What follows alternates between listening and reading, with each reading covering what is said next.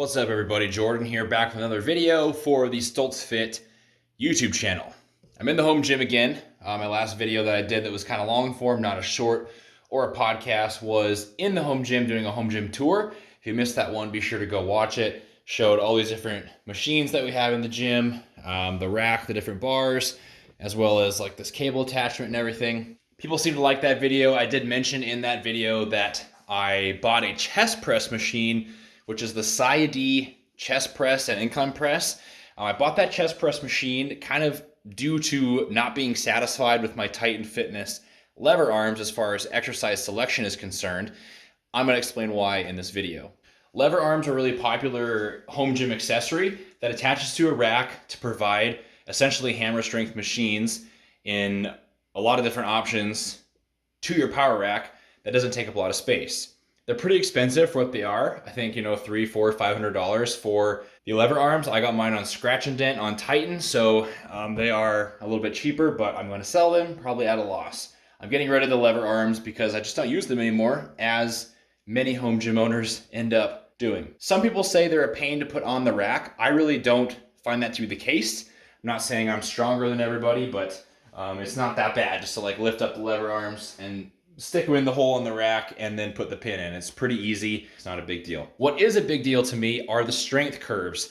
My background is strength conditioning, and maybe I nerd out about this a little bit too much, but the strength curves just feel all wrong. And this bugged me from the very first time I did an exercise with the Titan Fitness lever arms.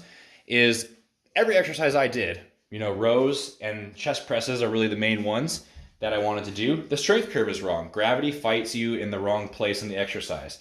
I'll show you an example. So in the example of a row, when you are strongest in a row is at the lengthened position. So you're strongest right here.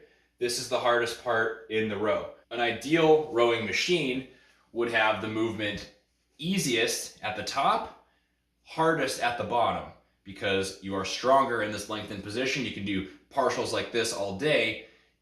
Partials like this is going to take a lot more out of you. You're going to be a lot weaker, right? And that's true in every exercise. You're stronger at the lengthened position. You're stronger at the bicep curl down here than right here. This is sometimes why banded exercises can be a bad idea, because it throws off the strength curves and doesn't really help with hypertrophy all that much. It actually sometimes fights against you. I found the same to be true with the lever arms. So for a row, for example, if I'm doing a seated row, which I like to do chest supported rows and row, I'm rowing, and as the lever arm comes up, it's getting harder and harder as you come up here. So it's really hard to finish the rows, I found, but really easy right here. I could do 4 or 5 plates down here, maybe topped out at 3 plates up here. So it was really hard to find good working weights, because I could do, the low part was just basically swinging nothing, and up here all of a sudden got really heavy. The same went for chest presses. I won't move my bench because I'm using it as a tripod right now, but I'll kneel down. If I was doing a chest press on the machine, it's very easy down here because the lever is closer to the rack, right? Gravity's not fighting it as much. As we go up, it gets harder and harder, which in a chest press is just meaning you're putting more in your triceps, right? What you really want is a good stimulus down here, a good stretch and really hard at your strongest position in the pecs, which is the bottom, right? Your strongest suppressed weight to here, maybe you have a sticking point, and then to there, right? The triceps are kind of limiting factor there. So for chest pressing, it wasn't as much of strength curve as it just kind of made triceps the limiting muscle group for a exercise I wanted for chest. So as I'm pressing up, I would get tired to lock them out before I'd actually get tired down here. I could do partials all day like this, which I guess you could do. You'd somehow need to band it or chain it or something to have less resistance at the top, more at the bottom, so you can get a more effective exercise for your chest. That was the one big problem I had. The other problem I had with the lever arms, and why I ended up not really using them a whole lot, was really getting picky. This is a little nitpicky, but when I pressed, I didn't like how my arms did the opposite of converging, whatever that would be. I didn't look that up. But it felt like as I was going up, a little bit more like a barbell. Like you're kind of coming up almost to a Y position. So especially in an incline press, I noticed this. If I'm coming up, you're really pressing away, which is still fine. I mean, you're still gonna get great chest work with your arms pressing away a little bit. What I really wanted out of a machine was something that gave me a good isolation, a good squeeze. Well, this pretty much just felt like a barbell. Enter the Cyade chest press. That's kind of where this machine came in, because I was able to pretty much take up a really small footprint in the gym. It really, because the bench folds up, is only, you know, maybe 2 feet by 2 feet, or maybe 2.5 by 2.5 feet, something like that. Not a big footprint. You can load it up pretty good, and it does all the things right that the lever arms don't do right, which is a better strength curve. You don't feel it extra hard at the top on a chest press. I got a rowing machine here I'll show you as well, which is essentially the same kind of thing. So with 2 machines, I was able to replace the main exercises I did with the lever arms. I'm sure you could do more, but I don't really do more, so I thought these would kind of cover my bases.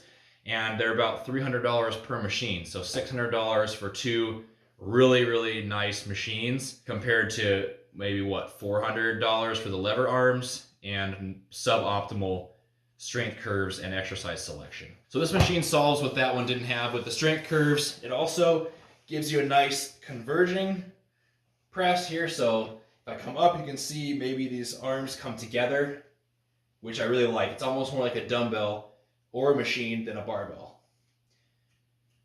So you get a nice stretch at the bottom.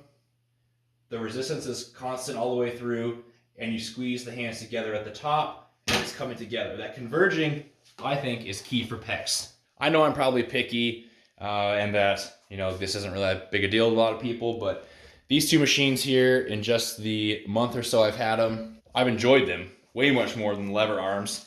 And you know what? I think that's the most important factor in your workouts. If you're not enjoying them, feeling good about the exercises you're doing, you know, what's really the point? I think that you're not going to stick to your plan the best if you're not enjoying the plan. So my conclusion on the lever arms, Titan Fitness, I can't speak to other brands or anything. Conclusion on the lever arms is, if you really truly are limited on space, I guess they could provide a few more exercises you wouldn't be able to do otherwise. Will they replace what machines do? No. I don't think they are equivalent to Hammer Strength or other brands like Cyade or whatever other brands you can think of that are at your local gym. It's not going to replace those movements as far as presses and rows are concerned anyways. The strength curves just aren't right, and the whole movements just feel a little bit more like barbells with 2 handles. I'm sure there's great lever arm attachments you can kind of include in. It starts to get expensive though.